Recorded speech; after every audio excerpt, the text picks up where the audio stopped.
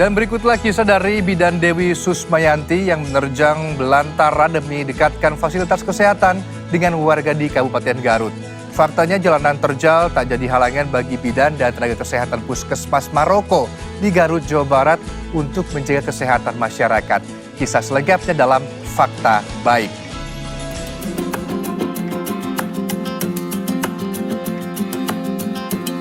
Assalamualaikum ibu-ibu. Sami ngatosan? Atau sama raja? Saya sudah cinta dengan masyarakat Desa Sagara. Jadi saya tidak ada alasan untuk pergi ke luar kota ya. Terus saya udah nyaman di sini.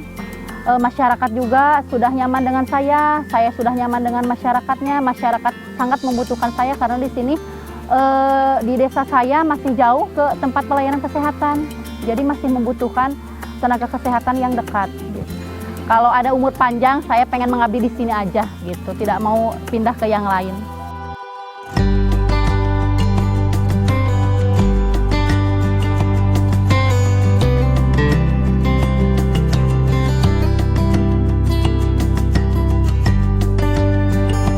Berada di daratan yang sama dengan Istana Negara tak serta-merta membuat warga Desa Maroko leluasa mengakses fasilitas kesehatan di wilayahnya. Tapi tentu saja hal ini tidak menganulir fakta bahwa kesehatan menjadi hak dasar untuk diperjuangkan.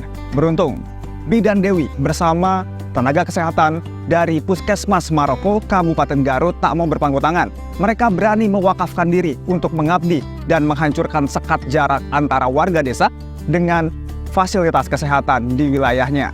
Sebuah fakta baik yang menjadi denyut di sudut-sudut Garut. Bidan Leweng, pelita kecil, penyelamat desa terpencil. Teteh, kita berangkat sekarang ya? Oke.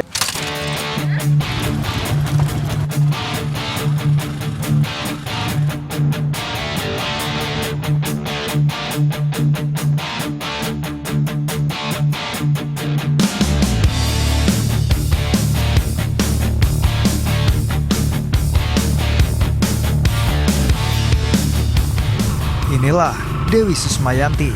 Perjalanan terjal penuh bebatuan telah menjadi bagian hidupnya sejak abdikan diri jadi bidan desa di Desa Maroko, Kabupaten Garut, Jawa Barat. Keterbatasan tenaga medis gerakan niatnya untuk bertahan dan menjadi jembatan yang mendekatkan akses kesehatan dengan warga. Meski faktanya keterbatasan sarana harus ia terima.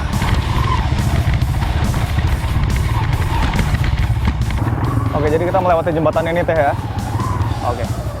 Ya, saking terbatasnya peralatan yang bisa dibawa oleh tenaga kesehatan di kawasan Maroko, ini sampai alat pelindung diri saja jarang tersedia. Dan memang para tenaga kesehatan ini harus rela bisa melewati hutan belantara tanpa menggunakan alat perlindungan diri yang lengkap.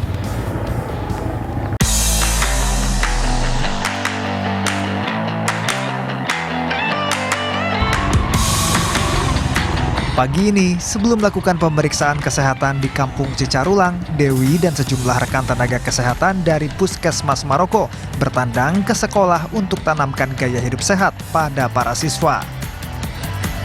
Tentu, ini menjadi penting, terutama karena akses warga menuju fasilitas kesehatan di wilayahnya sangatlah sulit.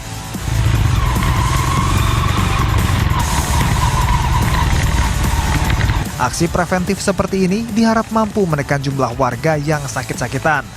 Bukan tanpa alasan memang.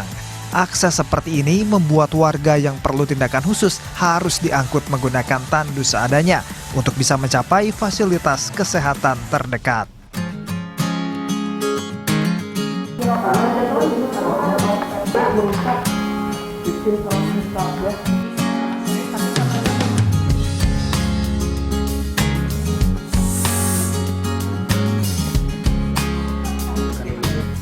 Saya bertugas di Puskesmas Maroko dari 2010 ya. Pas saya lulus dari sekolah kuliah, saya langsung melamar bekerja di Puskesmas Maroko.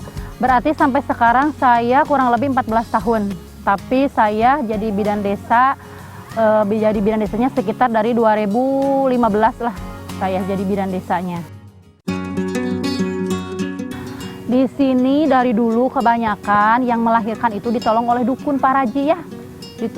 ditolong oleh dukun. Nah, sementara sekarang udah ada saya, ya alhamdulillah sedikit demi sedikit masyarakat sudah mulai mengerti, ya, sudah mulai mengerti akan kesehatannya.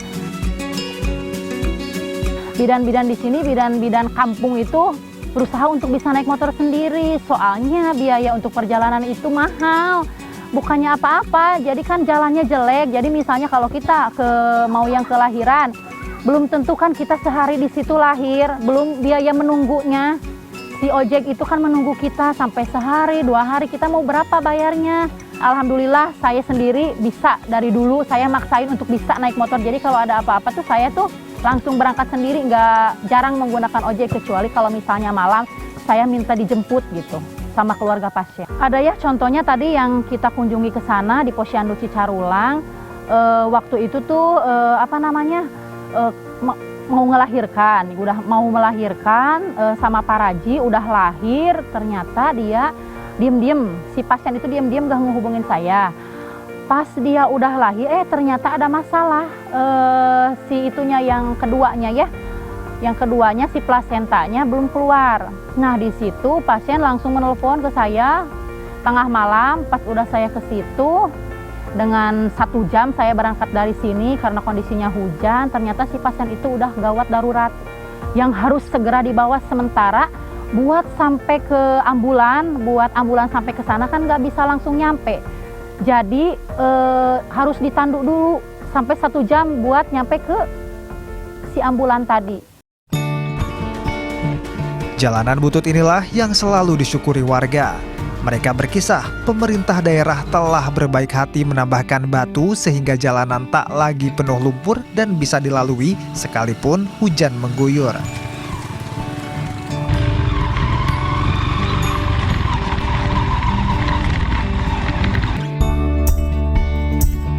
Segini tuh udah alhamdulillah udah ada peningkatan dibandingkan dengan dulu. Dulu itu saya mau pergi ke puskesmas itu harus membutuhkan misalnya dari sini jam 8 pagi. Saya nyampe puskesmas itu kadang jam 11 atau jam 12. Jam 12 itu siang. Karena saya misalnya di jalan itu jalannya kan susah banget, itu di tanjakan Kiara. Itu masih jalannya kayak sungai yang itu. Kayak sungai, kayak selokan gitu, kayak gitu.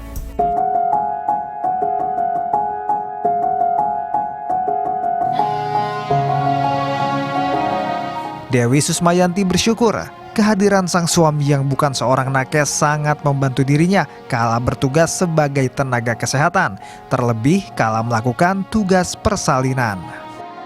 Kalau protes sih nggak pernah, cuman kalau mengkhawatirkan iya, terutama kan sekarang saya udah punya anak 2. Susah sekarang kalau misalnya ada yang membutuhkan tengah malam, terus si pasiennya nggak mengerti, ngejemput ke sini, tapi dianya berdua 1 motor, sedangkan saya di sini gimana gitu. Meskipun saya bisa naik motor, tapi kan kalau malam-malam hujan, saya nggak mau misalnya ya naik motor sendiri, ya terpaksa. Misalnya suami harus nungguin anak di rumah, saya terpaksa minta bantuan ke bapak saya buat anter gitu. Kalau malam, ya di situ mungkin saya sendiri, saya merasa bangga sama diri saya sendiri. Saya bisa menyelamatkan orang-orang yang membutuhkan saya. Ternyata yang saya perjuangkan, dia bisa selamat, bayinya sehat, ibunya sehat, terus pulang dengan selamat. Di situ mungkin rasa capek, rasa lelah, rasa letih saya terobati kalau sudah melihat pasien saya sehat semuanya.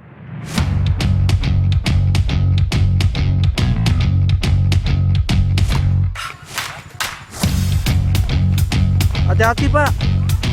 Jalanan sempit nan terjal ini tak jarang membuat nakes dari Puskesmas Maroko harus terjatuh.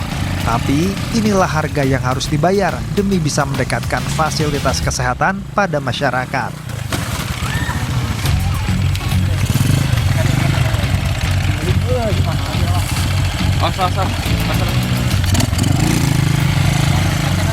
Diangkat aja.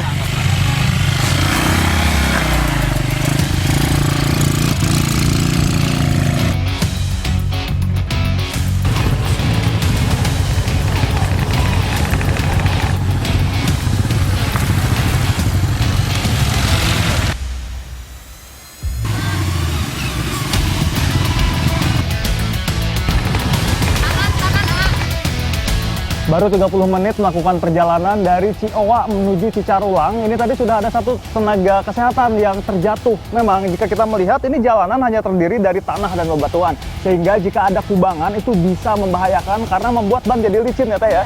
Dan memang ini kita masih harus melewati satu tanjakan lagi. Tanjakan lagi yang begitu panjang, ini lumayan panjang. Berapa menit kira-kira Teh buat bisa sampai ke lokasi Teh? 5 menit lagi nyampe, 5 menit dengan tanjakan yang lumayan panjang. dan ini adalah rute yang biasa Teteh lalui ya? Iya. Setiap Bulan, setiap hari juga. Kalau ada pasien yang darurat, pasti saya kesini. setiap ada yang darurat, itu artinya tidak peduli siang atau malam, Iya betul. sendiri Teteh? Kadang ditemani suami, kadang ditemani sama bapak yang tadi, bapak saya. Oke, baik Teh. Kalau gitu kita langsung coba aja ke atas ya Teh ya. Siap Demi pasien Teteh ya. demi pasien. Baik, ayo kita gas ya Teh ya.